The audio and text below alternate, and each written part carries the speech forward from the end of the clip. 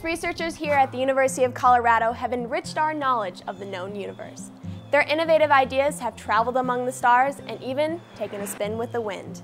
Now, CU is taking bold steps toward revolutionizing our understanding of human lives with the addition of our new biotechnology building. The Jenny Smalley Crothers Biotechnology Building will provide leading-edge facilities for 8 departments, 60 faculty, 500 researchers, and supporter staff working together to solve a variety of pressing health concerns. Nobel laureate and CU Distinguished Professor Tom Chech will lead the way as director of the Colorado Initiative in Molecular Biotechnology. So I think a lot of what we're going to be doing in the CIMB is going to have to do with computational approaches that will take genetic and proteomic data, try to figure out very early on who might have a predisposition to a certain cancer so that they can be monitored regularly and we can intervene before the disease metastasizes. So that's one way in which the technology, without really curing cancer, could lead to a much more successful outcome for many patients. The first phase of the biotech building is set for completion in October of 2011. Beyond understanding life at the molecular level, there are also big things developing in the areas of green energy that will truly blow you away. In 2006, CU launched the Renewable and Sustainable Energy Institute. With this program, researchers are working to solve our most challenging energy issues. In June 2009, the Institute paired with the National Renewable Energy Laboratory in Boulder, Colorado, or NREL. Together, they will create a joint institute to develop and enhance green energy. But let's take a second to make green energy a little bit more black and white. Green energy consists of renewable and sustainable energy. Renewable energy is energy that is drawn from natural resources such as wind, sun, and water. Wind turbines, solar panels, and other hydro-powered plants are just a few examples. On the other hand, sustainable energy is the provision of energy that not only meets our present needs, but also the needs of future generations. Like coal, for example. Coal and other fossil fuels are being used for energy now and in the future. With lots of innovative new ideas coming from CU and NREL, there's no doubt that we are working towards a future that will be a little bit more green. Since both renewable and sustainable energies play a large role in the development of our future, let's take a closer look to see what CU is doing to help. This is one of the senior projects from last year. Solar trackers typically used, the way the solar panels and solar electricity work is that you have to have your panel pointed at the sun, in full sunlight to be able to get the most electricity out at any time.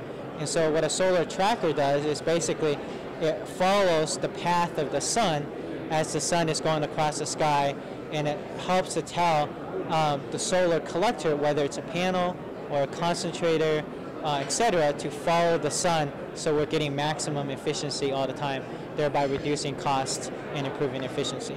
For the last 5 years, CU students have participated in the Solar Decathlon. There's a lot of great activities that are going on that involve students, and so the Solar Decathlon is a perfect example of how students can get involved in doing hands-on, not only energy research, but very practical, everyday energy technologies put towards everyday use. It's a national and international competition where students from different universities form teams they have to build a house, a working house that is completely dependent only on solar energy.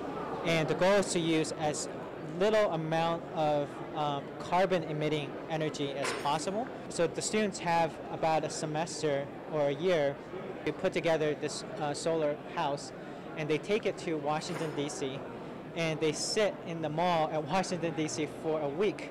And they basically have to operate the house and do a variety of sort of everyday chores, which is, doing dishwashing, watching TV, listening to music, only using the power that they can create from the solar panels that they put up on the house. They can't count on solar power being there all the time because there could be many days where there's no sun.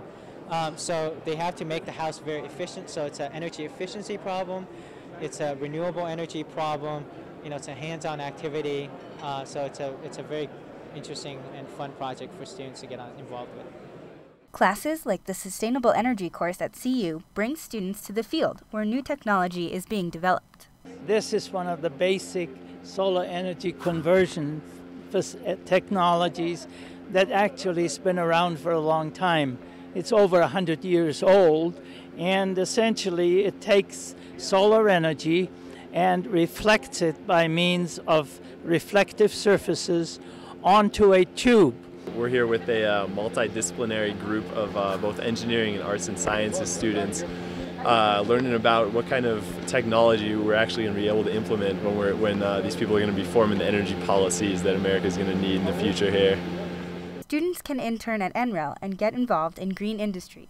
I work at the National Wind Technology Center, which is one part of NREL. It's a different location from the main location in Golden, and we're right outside of Boulder. And we have about 8 students working there from CU right now, and they're working on a number of different projects, both technical and policy. And some people are researching offshore wind, and some people are looking at, for example, the noise from wind turbines, and then also aerodynamics and blade design is another one. So also, all sorts of projects. And then we usually have more students working with us in the summers as well. Building strong connections with the local energy community, the new Research Institute promises to position CU Boulder as one of the nation's leading green campuses. Students and scientists are more aware than ever of the growing need for green energy. Our surrounding communities in Boulder and Denver are certainly more aware, with renewable energy companies starting up in growing numbers. Federal funds are also blowing in on the winds of change. Colorado is committed to making sure that renewable energy remains a growing industry. One CU professor has played a key role in the development of green energy. Karl Koval is a faculty member in the Department of Biochemistry and Chemistry and serves as the director of the Renewable and Sustainable Energy Institute. Dr. Koval joins us in our studio. We're here today with Karl Koval. He's the director of Energy Initiative here at CU. And welcome, Karl. Glad to be here. And what I'd first like to do is just kind of clear up some terms that are floating around in the news, like sustainable energy, renewable energy, green energy. Alternative energy, Alternative energy. Yeah, so if you could kind of give us an idea of what those terms are. So what is renewable energy, and in particular, what are technologies that would deliver renewable energy, because that makes it more concrete. So renewable energy technologies means energy production techniques, products or systems, distribution techniques, products of systems, and transportation machinery, products or systems, all of which utilize solely energy resources that fit one of the following descriptions. So we got through all that. Here's the 4 things that are usually included in renewable energy. Okay. Naturally regenerated over a short time scale and delivered directly from the sun. Okay, so that's things like solar thermal systems that you might have in your house, photovoltaics, things like that, right. that pretty much right away take sunlight and turn it into energy. Right. Okay. Second one is what's called indirectly from the sun. And so, for example, wind is actually created a lot by the sun. So but it's not sunlight directly, it's indirect. So wind energy is usually considered an indirect renewable technique, as would small hydropower. So for example, the water cycle is what causes evaporation and precipitation and rain comes down the rivers. So that's what hydropower comes from. So again, okay. The third one is actually photosynthetic energy stored in biomass, in plants. And so that's really, for human civilization, has always been using renewable energy. And that's indirect as well? Or? That's just photosynthetic. It's related to you take photosynthesis, it takes carbon dioxide and water and produces plant matter and oxygen, and then later we either burn that or make biofuels out of it or whatever. And again, that's renewable because it's just constantly going on. Happening. And then there's other things, other natural movements or mechanisms of the environment, such as geothermal or tidal energy. From waves in the ocean, which again is just driven by natural. And sustainable energy? That's actually the hard one to define, and so I'll just explain. So we created this thing this year called the Renewable and Sustainable Energy Institute. Right. So the renewable energy part, as I've just said, that's pretty straightforward to what that is and what it includes. Sustainable energy is a little more complicated, and it really relates to more, as we look more broadly about energy systems, it would include like energy efficiency, for example. So one of the things everybody says is very important for society to do is to, we use energy for lots of things, transportation, heating and cooling, so on and so forth. If we use that more efficiently, then that helps our energy use lead to a more sustainable society. So for example, that would be included in that. It also includes other things and that wouldn't fall under the renewable energy hat, but might be worth talking about. A great one, for example, is the use of natural gas. That's an interesting question nowadays. Now, that's a fossil fuel, but it's in terms of especially greenhouse gas emissions, it's the one that produces the least.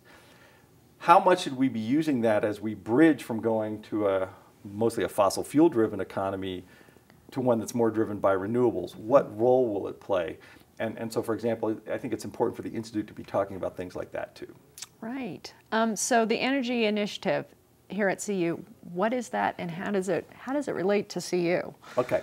Well, there's two things. There's the Energy Initiative and now what we've turned into over the summer, which is an Energy Institute. So the Energy Initiative was started back in, actually it started back in the fall of 2005 when a former administrator here, Susan Avery, put together a panel of faculty and students to talk about what CU should be doing as energy became more important. The issue of climate change was just really coming out right then, and energy is a huge component of climate change. Most of the greenhouse gases that cause climate change come from energy production and use.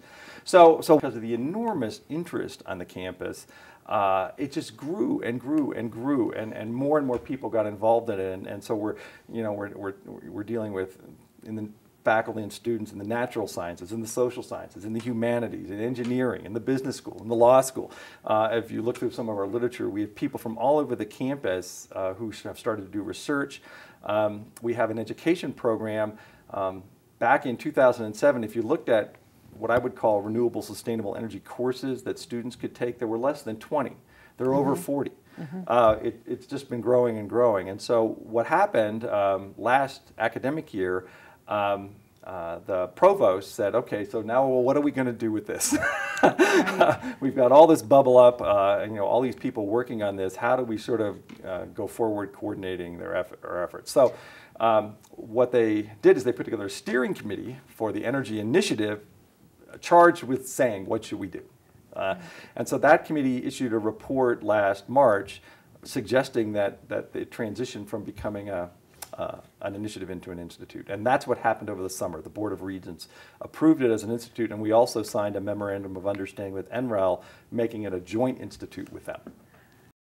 You've heard Governor Ritter talk about the new energy economy, what new companies that are being, for us to go from a fossil fuel driven economy to a renewable or sustainable energy economy, it would be one of the biggest changes civilization ever undertook. Absolutely. So it's huge, and that means there is enormous business opportunity, employment opportunity, and so on and so forth. So this program really has gone to facilitate some businesses that are already there's one I can't talk about, but which is going to come out in the news very soon from a collaboration between scientists here at CU and NREL for basically turning waste biomass into gasoline.